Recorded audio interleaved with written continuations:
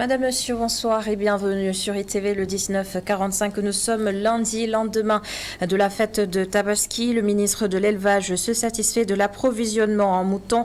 Alice Diop parle de 910 000 moutons sur le marché alors que l'État s'était fixé un objectif de 810 000 têtes. Dernière ligne droite pour les législatives prévues ce 31 juillet. La campagne a donc démarré. C'est le moment de convaincre les Sénégalais. Les appels de paix se multiplient et vous entendrez dans ce 1945 des citoyens évoquer leurs craintes mais aussi leurs attentes de la 14e législature. L'appel de la COSYDEP à l'endroit des acteurs politiques et ces élections coïncident avec la période des examens scolaires. La COSYDEP plaide pour que l'école soit à l'abri des perturbations. Tout de suite le développement.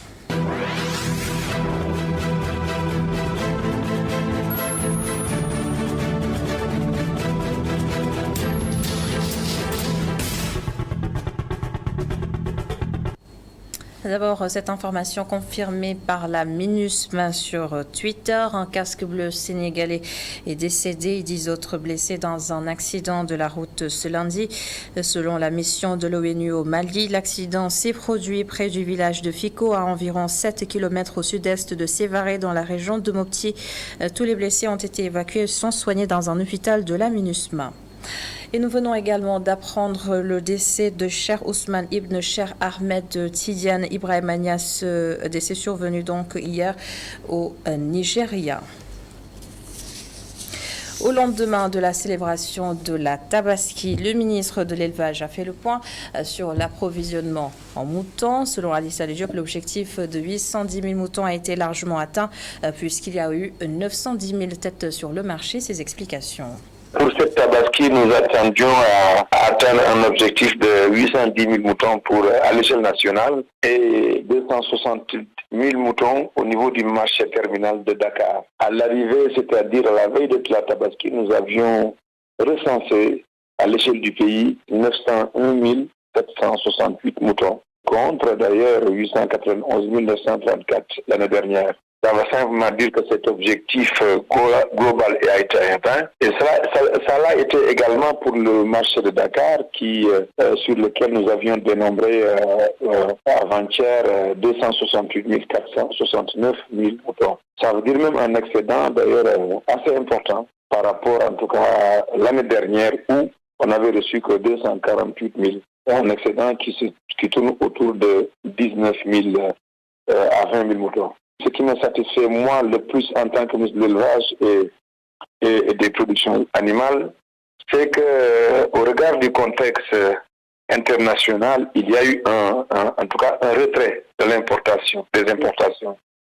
Parce qu'à date, nous avions reçu simplement 228 468 000 moutons, et sur lesquels 45 000 ont été réexportés vers la Gambie. Autrement dit, si on fait l'hypothèse qu'il n'y a pas eu d'invendu sur les importations, le Sénégal n'aura bénéficié que de 177 000 moutons importés. Et la conclusion qu'il faut en tirer, c'est que l'offre nationale prend de plus en plus la place, en tout cas dans l'approvisionnement du Sénégal, en moutons de Tabaski. Donc nous allons résolument vers justement l'autosuffisance en moutons de Tabaski. L'autre titre de ce lundi, les élections législatives. La course est donc lancée pour la conquête des 165 sièges de l'Assemblée nationale.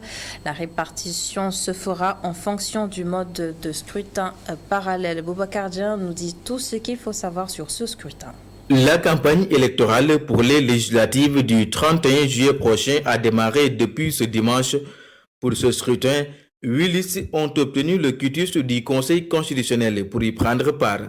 Il s'agit de la coalition Ben Bokk Yakaar, la coalition Aar Sénégal, la coalition Wallu Sénégal, la coalition Bokk Gis Gis Liggéey, la coalition Natangué, la coalition Yewwi Askan Wi, la coalition Les Serviteurs et la coalition Buntu Bi.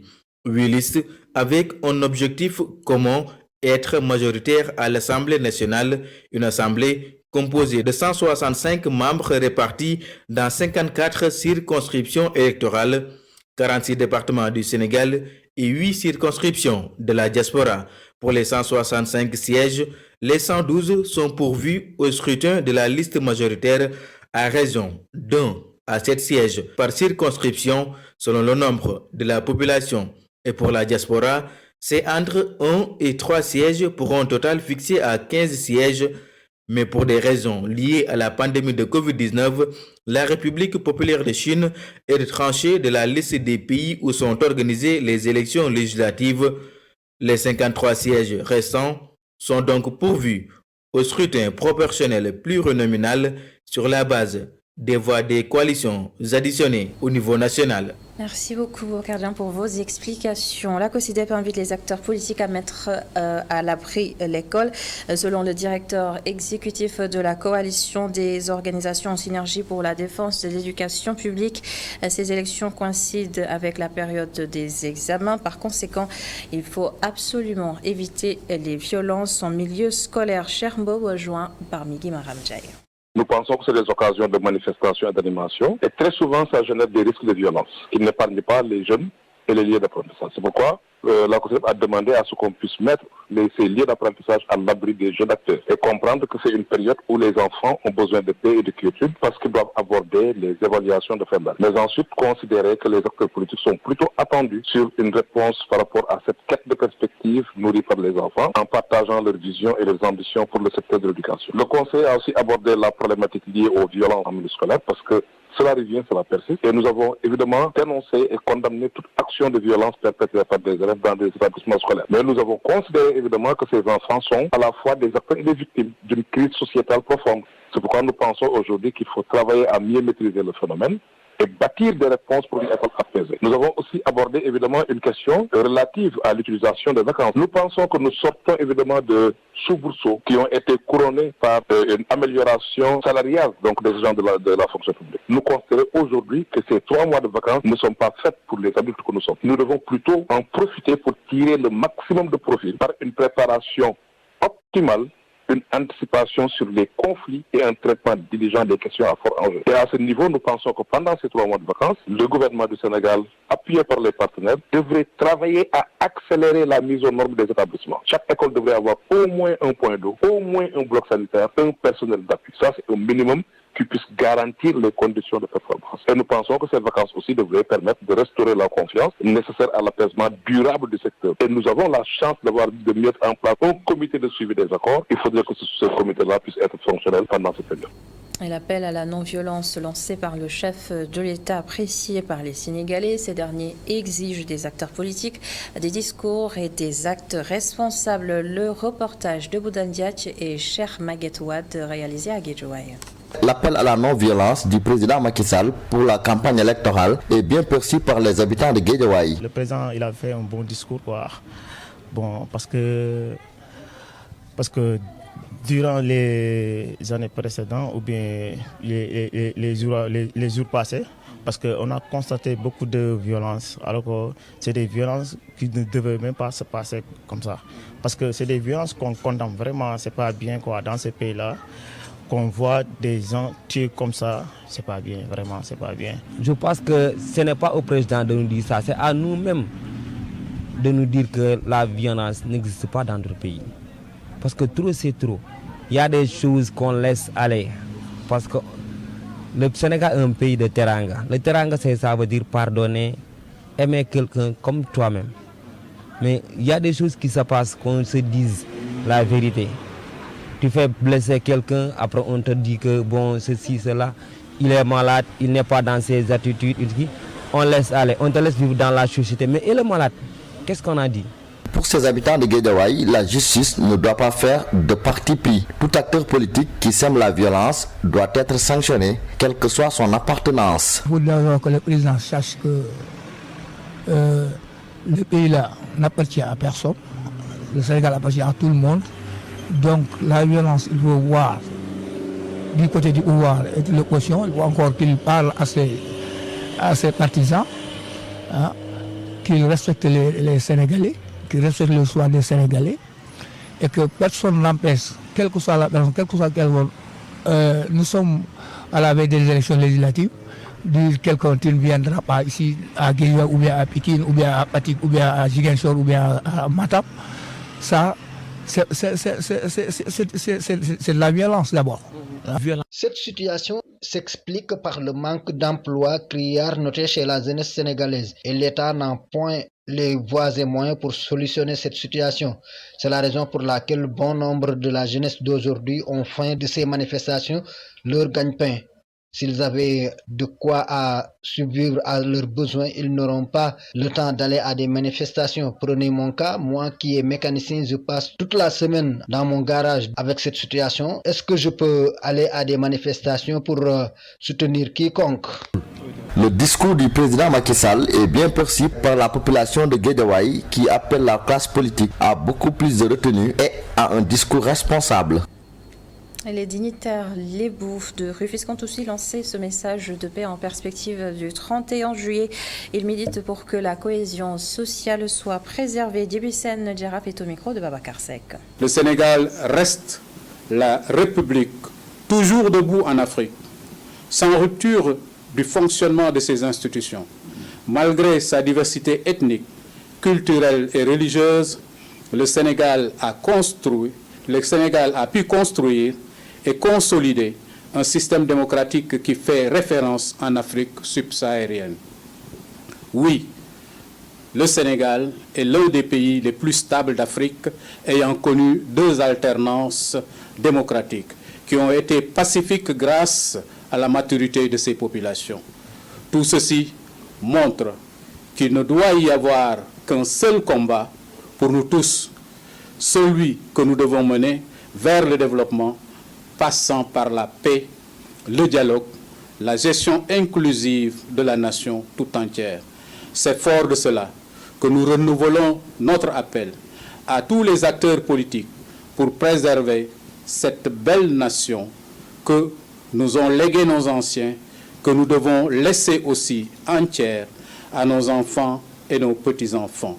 Le débat, le dialogue sont les seuls moyens de conquête et de conservation du pouvoir dans une démocratie. Et en cela, nous y engageons tout le monde. Restons à Rufisque et pour nous intéresser cette fois à l'annulation du projet de construction du carré d'or au marché central. Les populations, elles, refusent que ce projet soit tout simplement enterré. Boubacar Ba du mouvement Y'en a marre a porté ses revendications. Écoutez.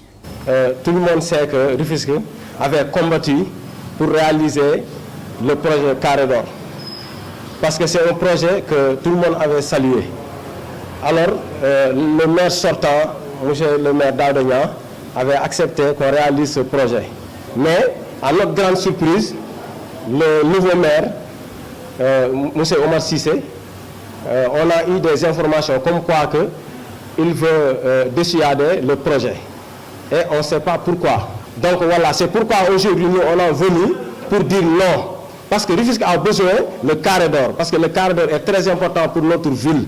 Donc nous, en tant que population, on a dit non et on ne va pas l'accepter. On fera le tout possible pour qu'il puisse réaliser le carré d'or. Parce que la fois passée, même le président de la République, M. Macky Sall, avait reçu la jeunesse rufisquoise. Ils ont demandé même au président de nous accepter le carré d'or pour qu'il puisse avoir ici. Donc je ne vois pas pourquoi le maire a dit qu'il ne va pas accepter ça parce qu'il a un projet de R+2. Encore une fois, nous, on ne va pas accepter un projet de R+2 pour un projet de R+20. Tout autre chose à présent, dans le cadre de la lutte contre le trafic illicite de bois, le gouvernement gambien a interdit l'exportation du bois de rose à partir du port de Bandioule pour Casamance.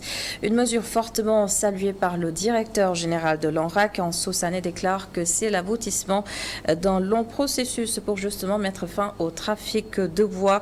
Il est au micro de notre correspondant Hassan Ba. Nous savons tous que les forêts de la Casamance connaissent depuis quelques années un niveau de pillage extrêmement inquiétant qui fait qu'aujourd'hui le massif forestier de la Casamance est menacé. Et qui connaît ce massif forestier sait que c'est le véritable poumon du Sénégal. Et aujourd'hui, depuis quelques années, le gouvernement, dans le cadre des commissions mixtes qu'il organise avec la Gambie, n'a cessé de faire des plaidoyers pour que des mesures fortes puissent être prises par ce pays, afin qu'on puisse mettre un terme définitif à cette exploitation abusive du bois. Et je pense que cette mesure aujourd'hui qui a été prise par le gouvernement de la Gambie est l'aboutissement de ce long processus qui a été doublé avec aussi des mesures extrêmement fortes que le gouvernement, sous l'impulsion du président de la République, a prises pour un peu freiner ou bien en tout cas atténuer en tout cas l'ampleur de ce trafic. En titre de rappel, nous pouvons citer le doublement des effectifs des forces de défense et de sécurité, la collaboration maintenant qui existe entre toutes les forces de défense et de sécurité pour lutter contre ce phénomène ici sur place en Casamance, et également l'amélioration du dispositif, en tout cas répressif, au niveau du code pénal et du code de procédure pénale pour prévoir des infractions spécifiquement dédiées à la lutte contre la coupe abusive de bois ici en Casamance.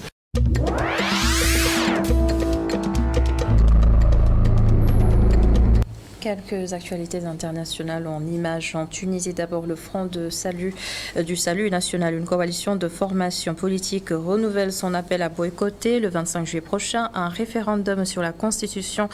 Cet appel survient malgré une nouvelle version préparée par le chef de l'État tunisien. En France, la coalition de gauche NUP a défendu ce lundi sa motion de censure face à Elisabeth Borne qui dénonce un procès d'intention devant une assemblée nationale agitée. L'on dit cependant que cette motion de censure n'a quasiment aucune chance d'aboutir, faute de soutien. Elle a été conçue comme une démonstration de défiance à l'égard d'Elisabeth Borne qui n'a pas de majorité absolue à l'Assemblée nationale et n'a pas non plus sollicité de vote de confiance le 7 juillet dernier lors de sa déclaration de politique générale. Et enfin, le Premier ministre britannique Boris Johnson a déclaré aujourd'hui qu'il ne soutiendrait aucun des 11 candidats désormais en lice pour lui succéder. Il ne voudrait pas, selon ses propres mots, nuire aux chances de qui que ce soit en offrant son soutien. Il reste cependant déterminé à poursuivre le mandat qui lui a été confié et selon lui, le prochain chef du gouvernement aura un très bon programme à poursuivre.